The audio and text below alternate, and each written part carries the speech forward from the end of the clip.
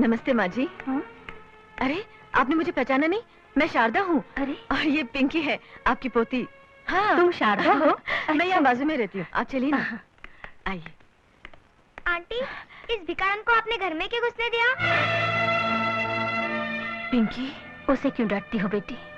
बच्चे को तो जैसा सिखाओ वैसा ही सीखता है। पिंकी, बड़ों से इस तरह बात करते हैं? मैं नहीं कहती, मम्मी कहती है। ये बार बार डैडी से पैसे मांगनी आती है ना, इसलिए भिखारन है। माँ जी, ये सब क्या है? कहते हैं वक्त और तकदीर से जीतना बहुत मुश्किल होता है, लेकिन अपनी मेहनत और लगन से प्रकाश ने वो भी कर दिखाया। लेकिन फिर न जाने किसकी नजर लग गई, मेरे घर की खुशियों को अचानक ग्रहण लग गया। मैं समझी नहीं माँ जी। बहन भाई का प्यार तो तुमने खुद अपनी आंखों से देखा है। प्रकाश ने हमेशा यही चाहा कि उसकी बहन खुश रहे, लेकिन हमारे नसीब में कुछ और ही लिखा था। एक दिन पता चला कि ज्योति माँ बनने वाली है। कौन है वो? कौन है?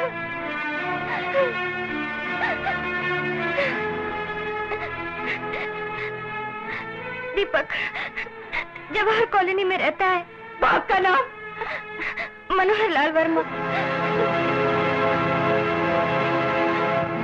दीपक, अरे कौन है?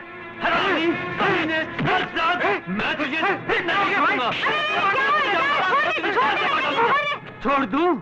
ऐसे बदमाश के तो गला घोट देना चाहिए जो मासूम लड़कियों को अपनी हवस का खिलौना बनाकर उनकी जिंदगी बर्बाद कर देता है। मगर मैं तुझे ऐसे नहीं छोड़ूंगा। तुझे मेरी बहन से शादी पहले ये बता कि तू है कौन? बता अपनी माँ को कि मेरी बहन तेरे बच्चे की माँ बनने वाली है। हाँ, इतना बड़ा झूठ। मेरे लाल ने तो कल ही से तोते को रोटी बोलना शुरू किया है, और वो तो लड़कियों से बात करते हुए बताता है। और बोलना ये सब झूठ है। झूठ नहीं माँ, सब सच है। क्या? हाँ। चल चल अंदर चल। अरे नाच पीते, कुछ करने से पहले सोचना तो चाहिए था कि पार्टी कैसी है। मांग भरवाने से पहले हमारी मांगे पूरी कर सकते हैं या नहीं? अरे माँ लखपति है, लखपति। क्या? हाँ। अच्छा अच्छा चल। हटो, मैंने इससे बात कर ली है। ये शादी के लिए तैयार है, लेकिन एक शर्त पर। आपको 7 फेरों की कीमत चुकानी होगी। क्या कह रही हो? तुम चुप रहो जी। हाँ, तो पहला फेरा मेरे लिए 1100 साड़ियाँ जरी की। दूसरा फेरा तब होगा जब मेरे हाथ पर 100 तोले सोना रखो। तीसरा फेरा 5 लाख रुपए नकद। चौथा फेरा टिप टॉप सजाई हुई कोठी। और 5वां फेरा हाँ, इसके लिए एयर कंडीशन कार। छठा फेरा तुम्हारा कारोबार हमारा हो। और 7वां फेरा वो मैं बताता हूँ। तुम्हें मेरी बहन से शादी करनी होगी।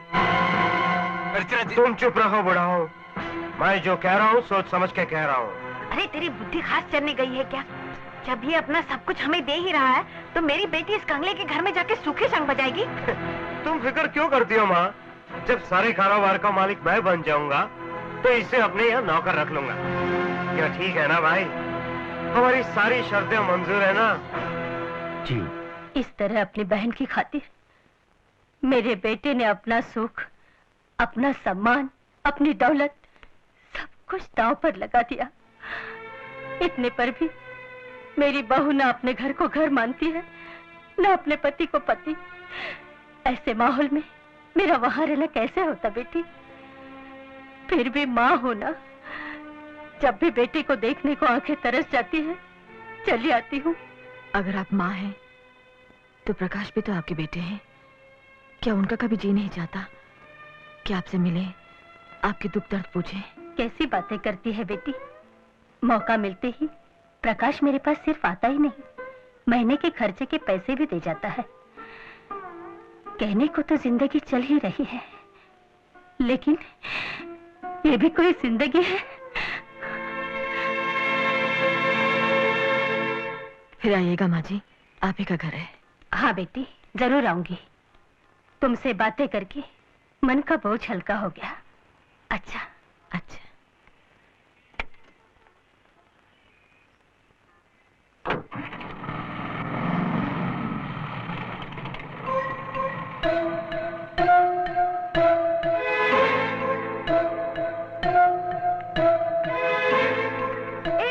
जरा सुनो तो, इधर आना, इधर।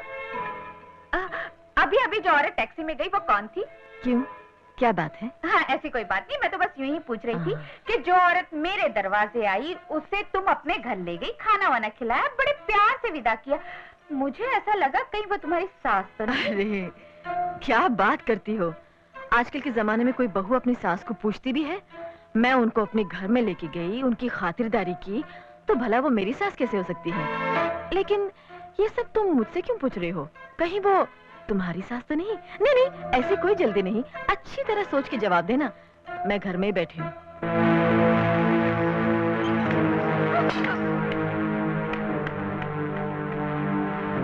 शारदा!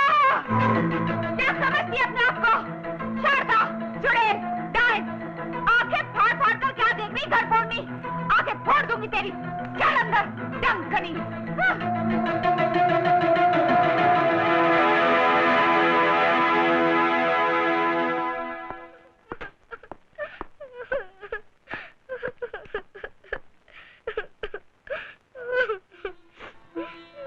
पिंकी बेटे, अरे पिंकी बेटे, तुम रो क्यों रही हो? मम्मी ने मारा।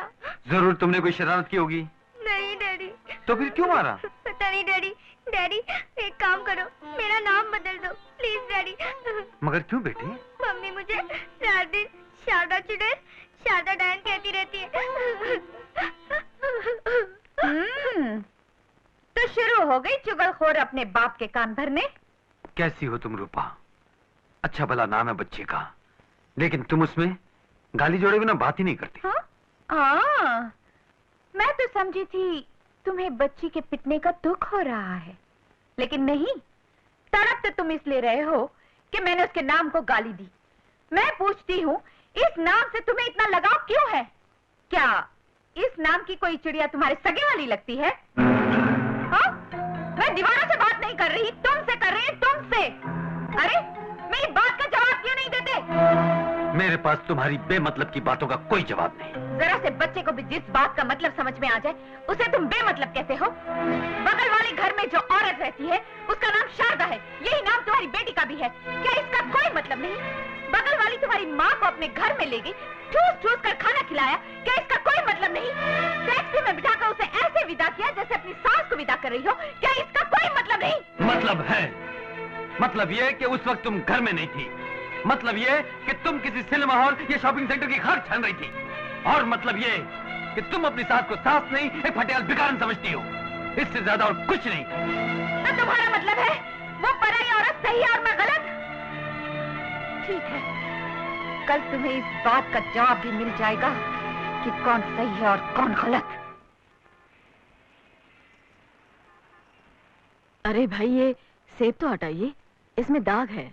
अरे बीबी, ये तो एक ही दाग है, वो भी सेब पर अगर किसी औरत पर दाग लग जाए तो इसका कोई क्या करे?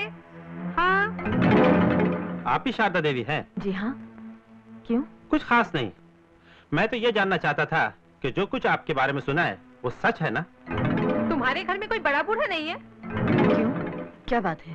बहन, घर में कोई समझदार बुजुर्ग होता तो अब तक तुम्हारे हाथ पीले होते और इन अफवाहों का मुंह बंद कर देता। अफवाहें? कैसी अफवाहें?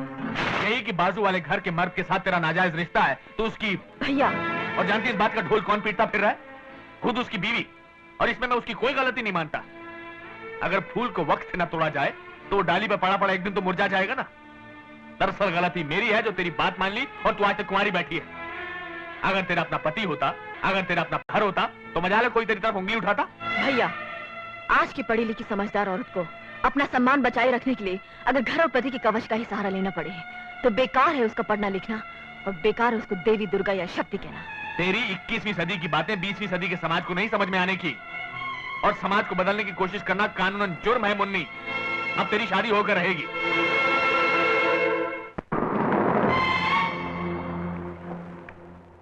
मौसी, मौसी, इन बगल वालों की यहाँ आज कुछ है क्या? सुना है लड़की देखने आए हैं। लड़की? हाँ। कौन सी लड़की? अरे वही शारदा। हाँ। लड़की क्या, औरत है, पूरी औरत। ये भी कोई शादी की उम्र है? नहीं नहीं बहन, ऐसा मत कहो। शादी होकर ये यहाँ से टले तो अच्छा है। जिस दिन इसका यहाँ से काला मुंह होगा मैं तो प्रसाद चढ़ाऊंगी। उसके भी आके तुझे क्यों इतनी फिक्र? इसलिए कि इस चुड़ैल की शादी हो और मेरा घर वाला इसके चंगुल से निकले। भगवान ही भला करे उस मोहल्ले वालों का जहाँ ये ब्याह कर जाएगी। अरे आइए आइए। नमस्कार नमस्कार। आप बाहर क्यों खड़े, अंदर जरा ठहरो भैया। बेटा अभी बाप का ही है, पहले से सब कुछ सोच लेना ठीक रहेगा। सुनो जी, हाँ जी। मुझे तो दाल में कुछ काला नजर आता है। वरना इतनी बड़ी लड़की इतनी उम्र तक कुंवारी थोड़ी बैठी रहेगी। हाँ, मैं तो कहती हूँ कुछ बहाना बना के चले चलो यहाँ से। ठीक है। हाँ, हाँ। बात क्या है बेटे, मेरे बड़े भाई भी शुभ अवसर पर आने वाले थे, लेकिन अभी अभी पता चला है कि वो आ नहीं सकते और हमारे यहाँ उनकी मर्जी के बिना कुछ भी नहीं हो सकता। इसलिए आज की रस्म किसी और दिन रख ली जाए तो ठीक रहेगा। ये क्या कह रहे हैं आप? सारा प्रोग्राम तय हो जाने के बाद उसे मुलतवी कर देना कानूनन जुर्म है। लेकिन एक ऐसी लड़की को जिसके बारे में लोग बाग तरह तरह की बातें कर रहे हैं, चालाकी से उसे किसी के गले बांध देना, ये भी कानूनन जुर्म है। लेकिन आपने ये कैसे मान लिया कि लोग बाग जो बकवास कर रहे हैं वो सच है? बिना आग जले धुआं नहीं उठता, कुछ तो सच्चाई होगी। लेकिन आप मेरी बात तो सुनिए। देखिए, मैं बात का बतंगड़ क्यों बना रहे हो भाई? हम तुमसे तो ये नहीं कह रहे हैं कि हमें लड़की पसंद नहीं है, हम तुमसे ये भी नहीं पूछ रहे हैं कि लड़की का चाल चलन कैसा है, और हम तुमसे ये भी नहीं पूछ रहे कि लड़की आज तक कुंवारी क्यों बैठी हुई है। हम तो सिर्फ ये कह रहे हैं फिलहाल ये रस्म नहीं हो सकती क्योंकि शुभ घड़ी बीत चुकी है। हाँ हाँ, लेकिन चलो जी। मेरी बात तो सुनिए आप। देखिए सुनिए।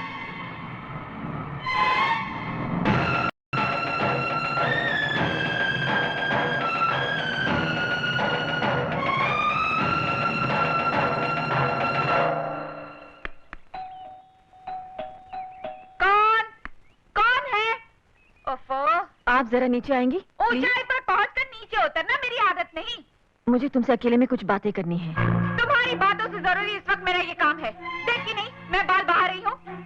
वैसे भी मुझसे अकेले में तुम क्या बातें करोगी? बातें करनी है तो मेरे पति से करो, सारी दुनिया को तमाशा दिखाओ। देखो, बात को ज्यादा न बढ़ाओ। तुम पहले अपने पति और मुझको लेकर लोगों को काफी भड़का चुकी हो। बात तो तुम खुद बढ़ा रही हो। यहाँ से फौरन चली जाओ, वरना मैं चिल्ला चिल्ला कर सारी दुनिया को बता दूंगी कि तुम कितनी चालू चीज हो। यही तो मैं भी जानना चाहती हूँ कि दुनिया की नजरों में आखिर तुम मुझे क्यों गिराना चाहती हो?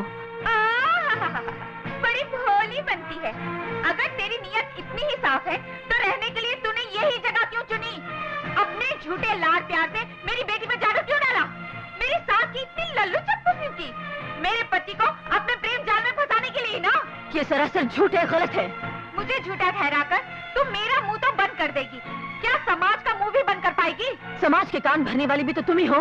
तुम्हारी एक झूठ ने मेरी जिंदगी तबाह कर दी। तू अपने आप को बहुत पवित्र समझती है। मैं क्या हूँ ये मैं अच्छी तरह जानती हूँ। मुझे तो तुमसे सिर्फ इतना कहना है कि तुम अपनी फैलाई झूठी अफवाहें वापस ले लो और अपनी गलती सबके सामने कबूल कर लो। ना मैंने कोई अफवाह फैलाई, ना कोई गलती की। मैं तो धमकी की चोट पर आज भी यही कहूंगी, तू मेरे पति की रखेल है, रखेल है, रखेल है।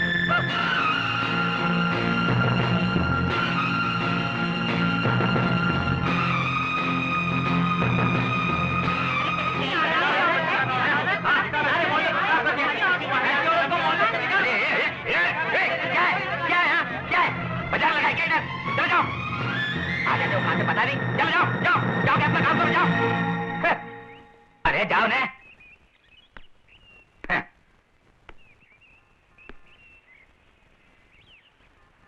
देखो बहन, मेरे को गलत मत समझना, लेकिन जिस जगह बदनामी हो ना उधर रह के कोई फायदा नहीं है। हाँ, मैं तो कहता हूँ ये घर खाली कर दो, कहीं और चले जाओ, क्योंकि जिधर शक घुस जाता है ना, खुशी उधर से अलविदा बोल के चली जाती है। नहीं, गलत मत समझना बहन।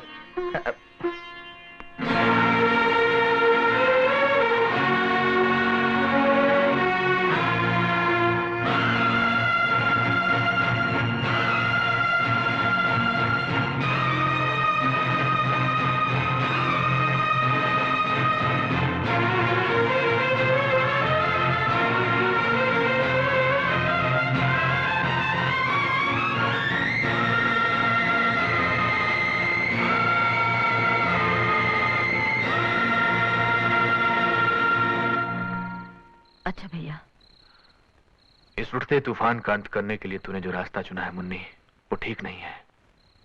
ये अंत नहीं है भैया, शुरुआत है। न्याय की ये लड़ाई मैं इसलिए लड़ना चाहती हूँ कि आइंदा किसी मासूम और शरीफ लड़की को बदनामी और झूठी तोहमतों के खाई में न धकेल दिया जाए, मेरी तरह। लेकिन मुन्नी मेरी बात तो सुन। भैया चलो।